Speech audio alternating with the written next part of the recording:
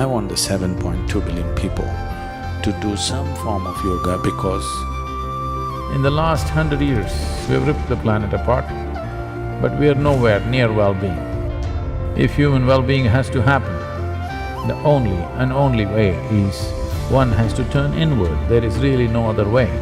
today we have the necessary resource, capability and technology to address every human problem on the planet. Never before was this possible. Only thing that's missing is an inclusive consciousness of human beings.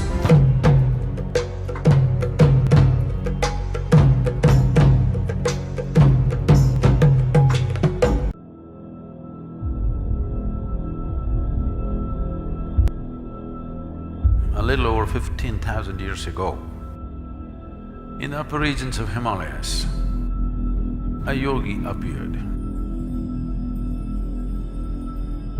Nobody knew where he came from. His antecedents were unknown, but he looked extraordinary. So people gathered, they waited, they thought he's going to perform some miracle, but he did nothing, simply he sat, unmoving. Only 7 people hung on. These 7 people recognized that this is a fantastic miracle because only someone who has transcended the physical nature can simply sit. Then they begged him, "You seem to be knowing or experiencing something that we cannot imagine, please teach us." Then he gave them some few simple preparatory methods and said, "You prepare yourself, let me see."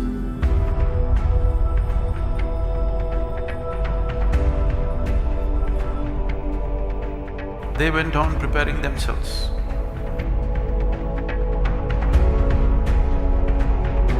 Months went into years, years went into decades. 84 years passed. One day, he just looked, these 7 people had become shining receptacles. Humanity was first reminded the simple laws of nature are not permanent restrictions. If you're willing to strive, you can go beyond that. And he not only gave this idea, he gave methods as to how to get there. Because nobody knew his name, he never introduced himself. They called him Adiyogi. Adiyogi means the first yogi.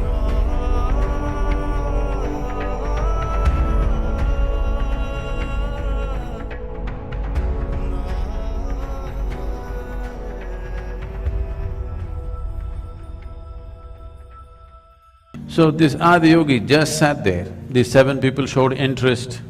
He told them, "This is not for you, this is not entertainment." But they said, "No, we're willing to do anything." He gave them a few preparatory steps. They prepared for many years. Then one day when the solstice was shifting, just now we shifted from summer solstice to winter solstice on December 22nd.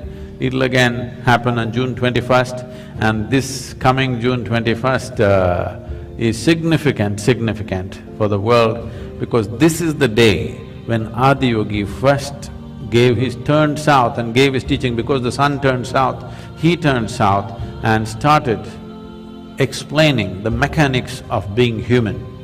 On this day, fortunately, the world… the United Nations has declared the World Yoga Day because the yoga began on that day.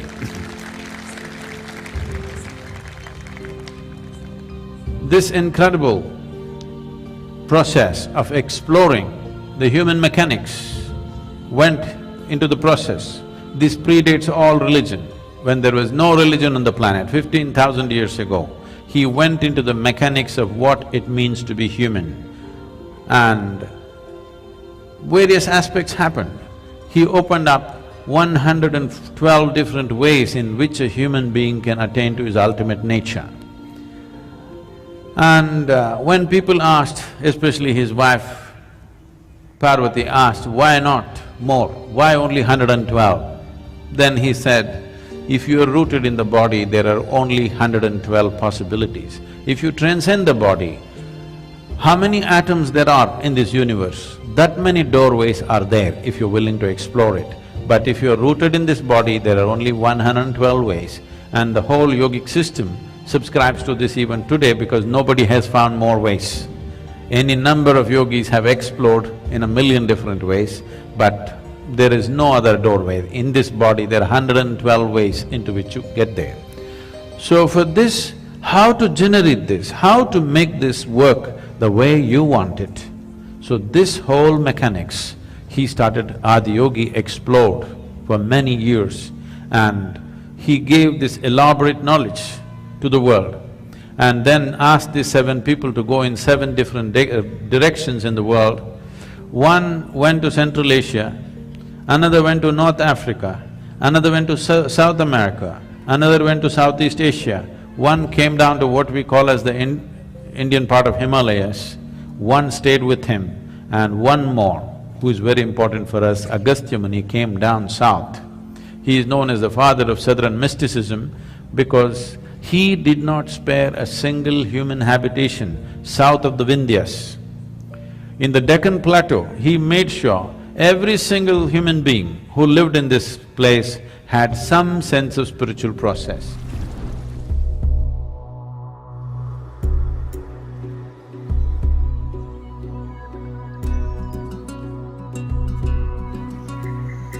The human being is swinging like a pendulum between animal nature and divine nature.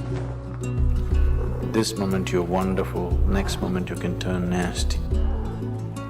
As long as the animal nature is alive in you, divinity is just a dream.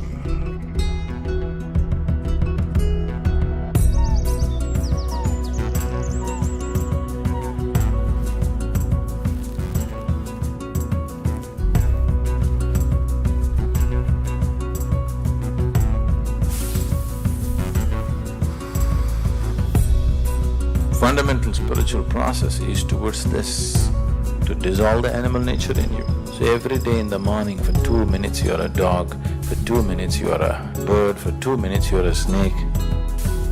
6 months, you just go through this every day. Somebody pokes you, you will notice the dog doesn't growl anymore. It's been put to sleep. That needs to happen. That must happen in every human being, isn't it so? When everybody puts their dogs and cats to sleep within themselves, only then you will truly see human potential flowering, truly wonderful things happening around. If human beings have to be well, the only way is to turn inward, because the basis of human experience is within us. Light and darkness happens within us, pain and pleasure happens within us, joy and misery happens within us, agony and ecstasy happens within us. So Yoga Day, what this means is, not up, not out, in is the only way out. This is the fundamental message. The United Nations has declared the World International Yoga Day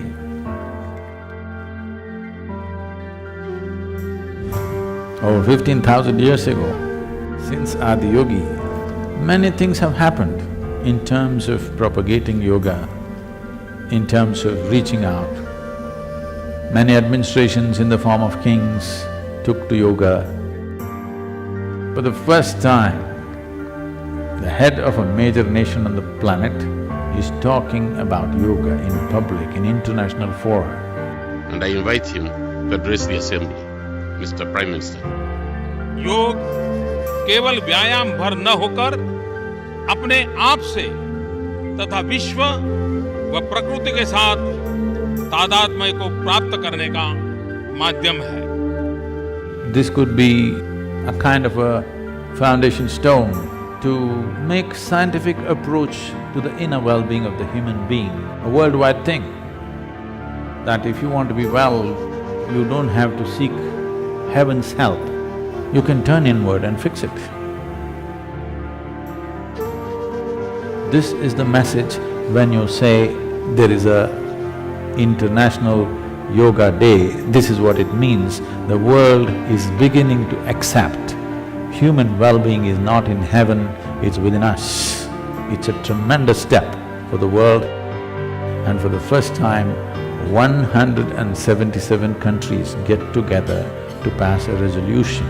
Never before in the history of United Nations 177 countries have voted for anything.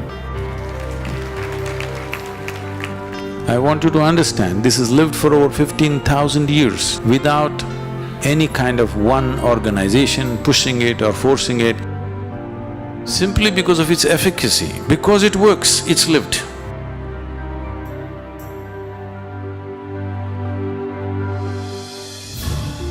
Today, nearly 2 billion people on the planet are doing some form of yoga. I'm not happy with that. I want the 7.2 billion people to do some form of yoga because In the last 100 years, we have ripped the planet apart, but we are nowhere near well-being. If human well-being has to happen, the only and only way is one has to turn inward. There is really no other way, because pain and pleasure happens from within you, joy and misery happens from within you. The very light and darkness happens within you. The only space where you generate experience is within. If you don't turn inward, fixing your well-being on this planet is out of question. today we have the necessary resource, capability and technology to address every human problem on the planet. Never before was this possible. Only thing that's missing is an inclusive consciousness of human beings. And this is what yoga can do, beyond religion, beyond belief systems, beyond caste, creed, race, nationality. People can experience a deep sense of unity within themselves, which is what the world needs. This is a momentous step that humanity is taking. It is time the world turns inward for their well-being, not up, not out, in. In is the only way out. If you want well-being, in is the only way out. En masse, people all over the world took to their mat, marking the first ever International Day of Yoga. More than 35,000 gathered in New Delhi for the event.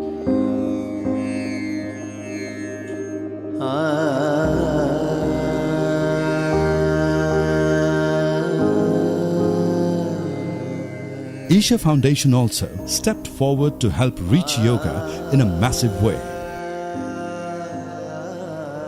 No less than 35,600 Isha teachers taught Upa Yoga classes in over 1 lakh locations around the planet to bring the true wealth of yoga to people everywhere. Over 2 million across the globe took time out to become a part of Yoga Day. Today we heard Sadhguru speaking. It's a very enriching experience. People from different cultures, ethnicities and religious backgrounds created a global wave. I just did one of the yoga classes. It was really good. The videos were really easy to follow.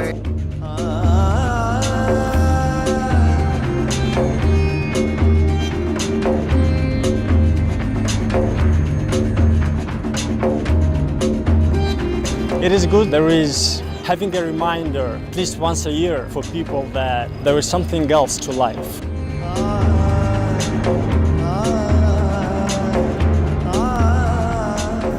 June 21st, International Day of Yoga, has become a day to remember.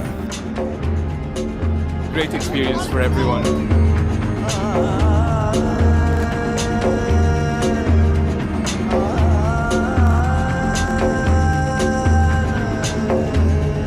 Yeah, it was my first time here. Definitely really good stuff, really good stuff. Thank you very much. Yesterday only I learned it first time. Noticed that it helped me a lot.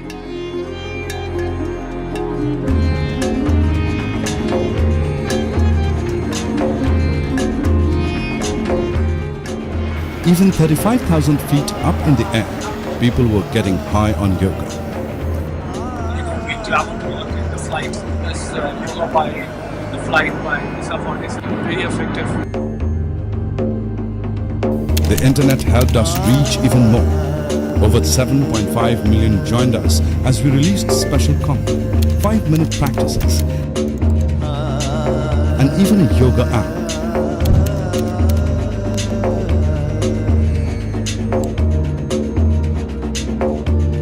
The inspiration behind this whole effort was Sadhguru. a profound yogi and mystic of our times.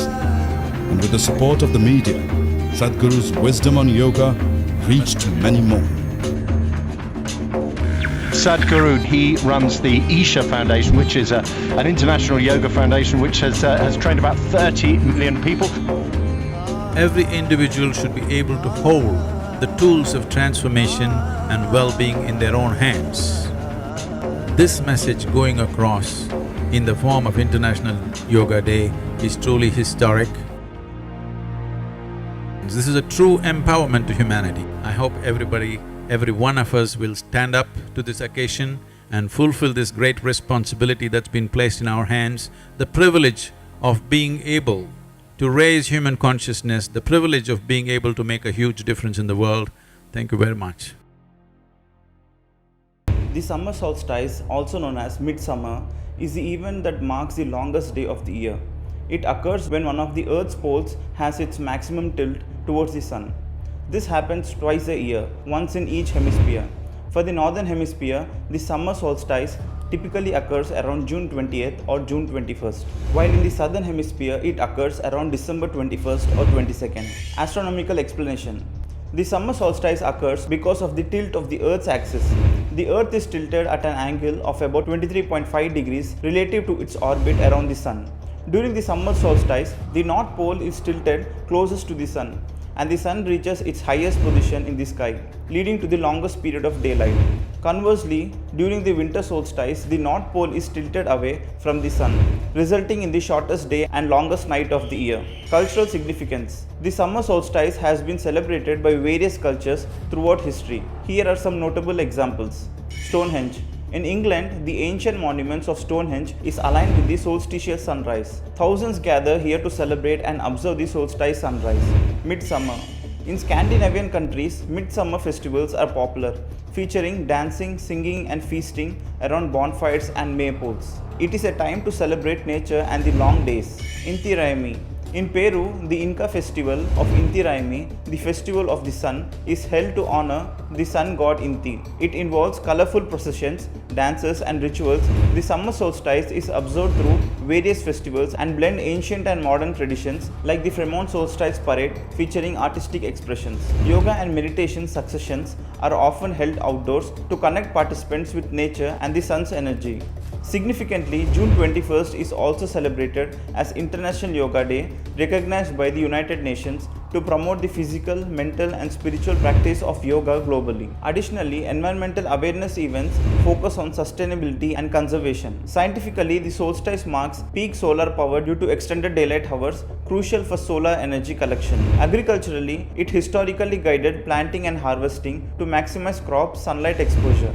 People celebrate the solstice in personal ways, such as engaging in outdoor activities like picnics and hikes, or through reflection and renewal rituals to mark personal transitions and growth. Observing the solstice sunrise or sunset can be a profound experience, and summer nights post-solstice are ideal for stargazing due to minimal atmospheric disturbance. In summary, the summer solstice is a time of celebration, reflection and connection with nature and community, marked by its deep astronomical culture and historical significance.